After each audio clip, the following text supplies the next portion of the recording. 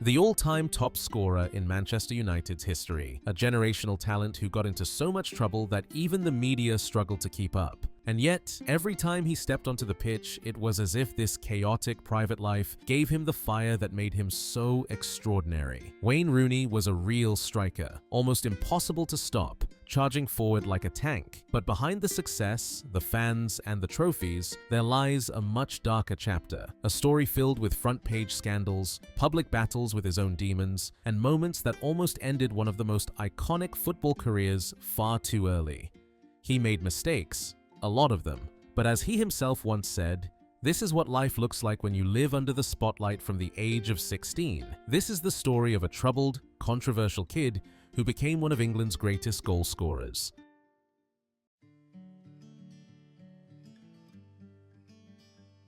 Wayne Rooney was born on October 24, 1985, in Croxteth, a tough suburb on the outskirts of Liverpool, and to understand the later downfalls and the incredible rise, we need to look at what his childhood was like. He grew up among the grey council estates of Liverpool. There was no money, no stability, but there were fights, pub arguments, shouting, and a neighborhood where 9 out of 10 kids either went nowhere or became nothing but trouble. Rooney spent his childhood playing football on the streets all day, but this wasn't the usual street football. In these games, if someone fouled you, there was no free kick.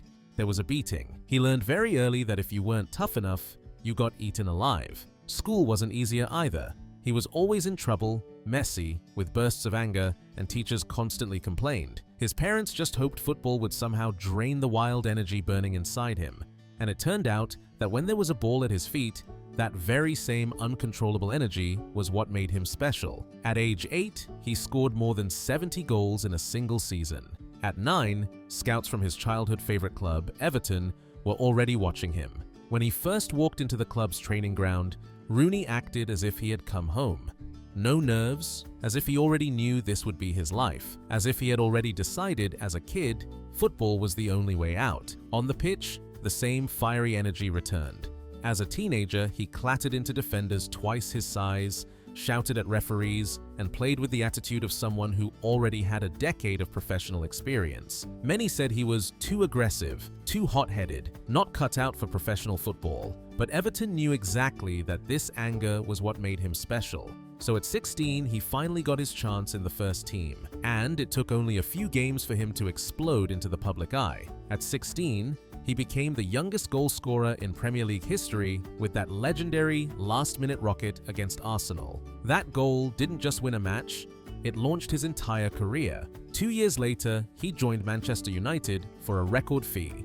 No club had ever paid that much for a player under 20. In his very first Champions League game, he scored a hat-trick. For more than a decade, he was the engine of United's attack. He hated losing. With 253 goals, he became the club's all-time top scorer, won 5 Premier League titles and a Champions League. For England, he scored 53 goals, the national team's record until Harry Kane eventually broke it. By every metric imaginable, he was a legend.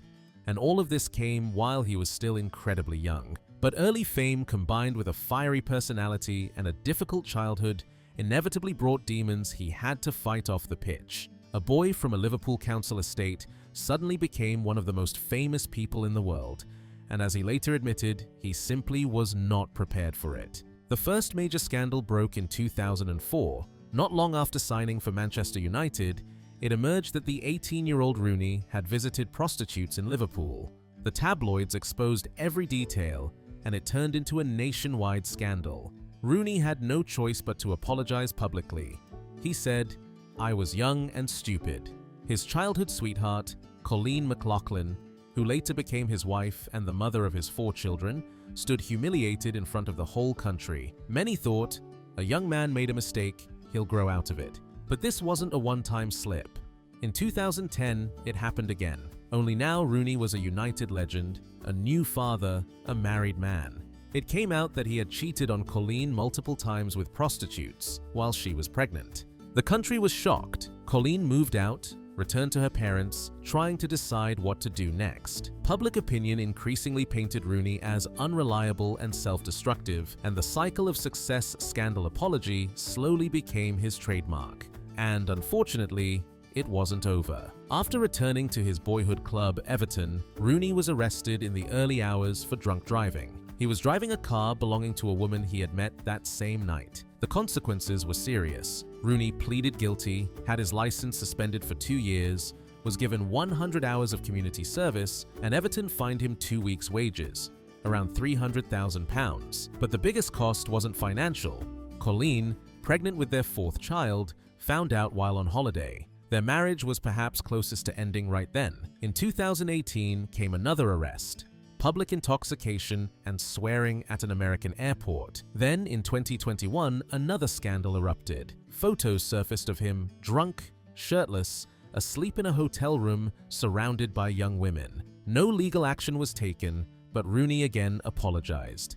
By then, the question wasn't if he would collapse, but when. Most footballers' careers would have fallen apart after just one of these scandals. But Rooney was not an ordinary player. His response was always the same. He answered on the pitch. Whenever he was attacked because of his private life, he produced a free kick, a halfway line goal, a bicycle kick, as if he poured all his demons into the game.